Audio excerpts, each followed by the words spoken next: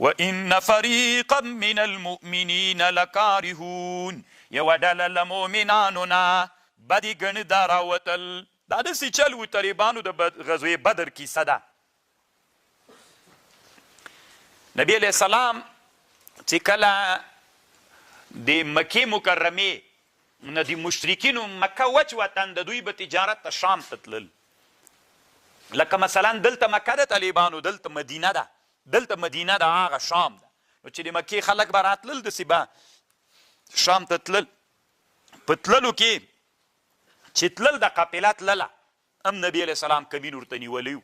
دې ته غزوه د عشیرې وایي او جنګ ونه سو. اخوانه چې بیرته راتلل، نبي علیه السلام د صحابهو سره مشوره وکړله او کمین ته وروتل. هغه قافله چې بیرته را روانه وه، په سوونه اوښان پکې ول او مالونه پې بار ول. مشري ابو سفیان کوله د کافرانو د قافلې ته طالبانو عیر ویلې. نو دوی چې هلته روان ول، 40 نفره ورسره ول که نه. مشهور خلک یو عمر بن العاص چې دا په اسلام کې د مصر والي تیر سوی، ډېر هوښیار سړی تیر سوی طالبانو. دغه عمر بن العاص طالبانو په مصر کې یو دغسې کانال ویستلی و، لکه نن چې د قشتیپې کانال د طالبانو. بعضې مولیان وی دا اسلام کې نشته، د قشتیپه راوباسه او دومره رنګ ورکه. مولا معلومات نه لري طالبانو ورونو چې سړی سیر وګوري. د عمر ابن العاص تاریخ طالبانو په سوونو کاله بعد مولا برادر را ژوندی که طالبانو ورونو. همدغسې یو کانال په ځکه مصر هم وچ وطن ده. لولا النیل لهلک المصر، وچ وطن ده. داسې یو غټ هغې پکې راویست. رضی الله عنه خلافت و، د عمر ابن العاص په مشرۍ باندې عمر صاحب دته هغه کړی و. اصل طالبانو دا حکومت ولی ده چې د حکومت لپاره مالی منابع را پیدا کړي، حکومت په دې درېږي. اصلي دا حکومت ته طالبانو، دا انسانان د حکومت په تعریف پوه خلک دي طالبانو ورونو. چې ابن خلدون وګورې. نو اوس خبره واوره، دوی چې له شام نه را روان و، عمر ابن العاص و ابو سفیان ورسره و، 40 نفره کافرانو د زر اوښانو. نو صحابه مخ ته ورغلل.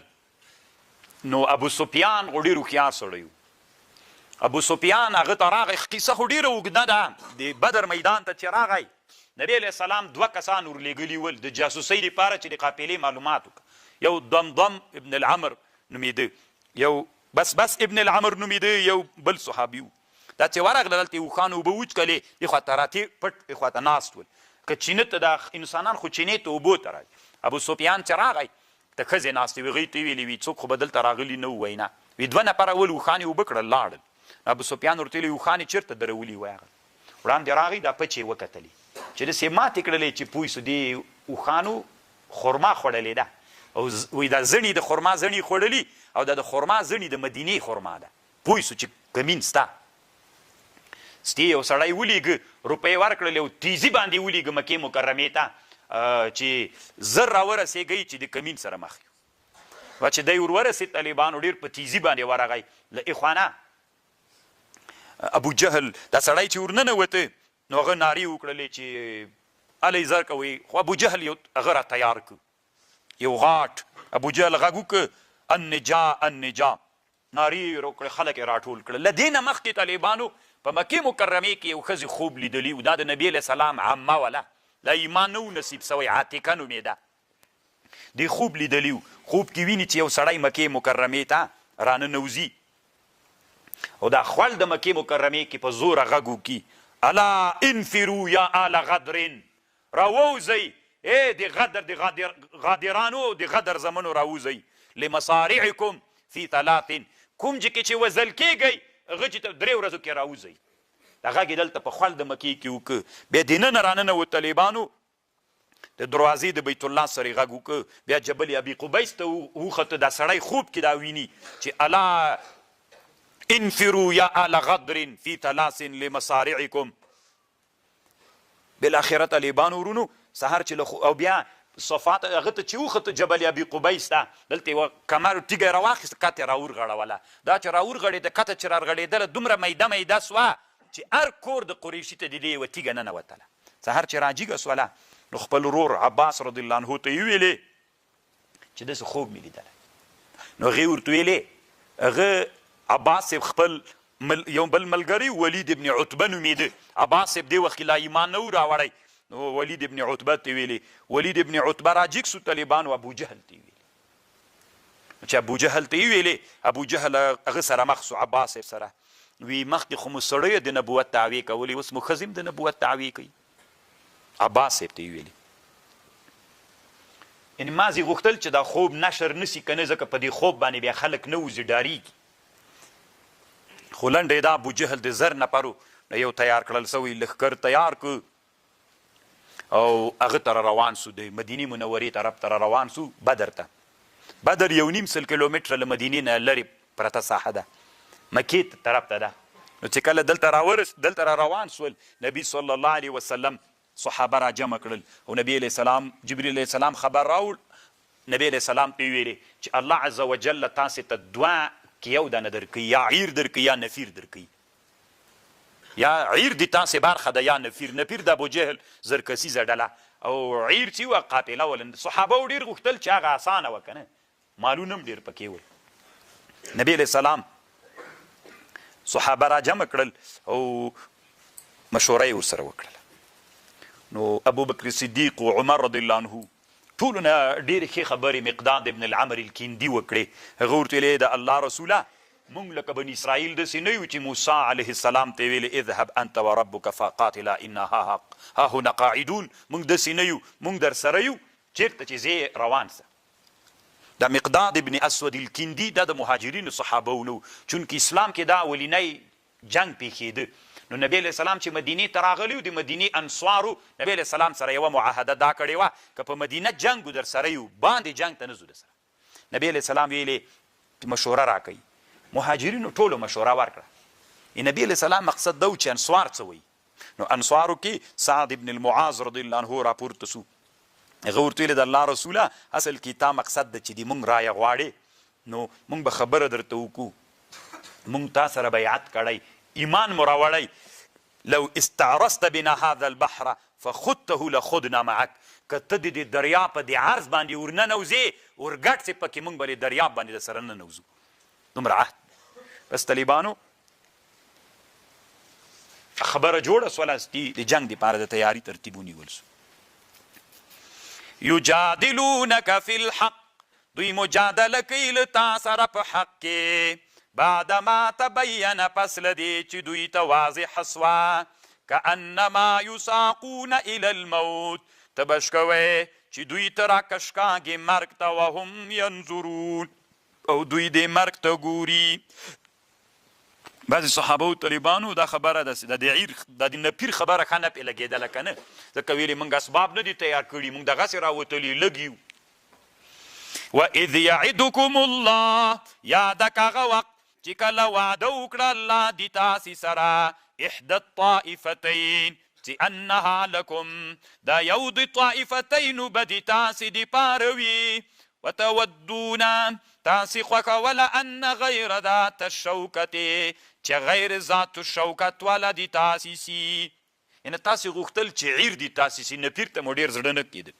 خو ویرید الله، اراده درلودله الله، ان یحقق الحق بکلماته، چې الله ثابت کی حق په خپلو کلمو، ویقطع دابر الکافرین، او الله قطع کی بخ د کافرانو. تاسې خو دا زړه و چې هغه عیر سره جنګ وکوئ، خو الله مقصد دا و چې نپیر سره تاسې جنګ وکوئ چې د کافران الله حق ثابت کی او د کافرانو بیخ ووځي. لکه اوس طالبانو په دغه عصر کې امریکې نوم چا له ډاره نه سو اخیستی، خو الله عز وجل په افغانستان کې د افغانانو په لاس باندې ماته کړله. د طالبانو اصل مقصد دا و چې الله عز وجل حق ثابت کی. طالبانو یې ما زړه کې څه نور ګیلې م سته. زه وایم طالبانو موږ دلته چې کامیاب سولو، باید موږ له دې نه د یو معجزې په شکل ګټه علماو اخیستلې وای له د اسلامي نظام نه. داسې یو لوی باب مو په شرقي او غربي نړۍ کې د اسلام د دین دپاره د راتللو دپاره لاره تېره جوړه کړې وای. داسې انسانان مو نظام مو داسې یو سیمبول جوړ کړی وای او داسې مو تبلیغاتي ګټه ترې راخیستې وای چې ټولې کفري نړۍ انسانانو ته یو فکر راچولی وای. ولې امریکا ماته سوله؟ مادیاتو ماته کړله که دلته یو بل شی و چې هغه ماته کړله نو دا مو په دې مو کار کړی وای چې مادیاتو که ماته کړی وای بیا دوی موږ مات کړي وای مادیاتو نه یو بل الهي نصرت موږ کامیابه کړي و امریکا یې ماته وګرځوله نو طالبان ورونو نن به د اسلام ته د دعوت یو لوی دروازه را خلاصي و انسانانو به ایمان راوړي خو طالبانو حسبنا الله ونعم الوکیل اصل کې مقصد څه و الله وایي چې دوی مې درته مات کړل چې الله حق ثابت کی ويقطع دابر الكافرين ليحق الحق چې الله ثابت کی حق ويبطل الباطل ولو كره المجرمون استستغيثون ربكم یادک هغه وخت چې تاسې کله کومک غوښتل ربنا فاستجاب لكم بیا الله اجابت وکړ د تاسې تسی درته ویلې انی ممدکم بألف زه نصرت کوم د تاسې په زر ملایکو باندې مردفینا چې د ملایکه وي به یوه ملکه شاته بلې پسې وي طالبانو ورونو الله عز وجل مو بدر ته بوزه او له ما سره طالبانو ورونو د بدر میدان چې ده مخکې دلته جومات نه وړکای غوندې جومات اوس خو ډېر ښه جومات جوړ کړ هغه ما لیدلی و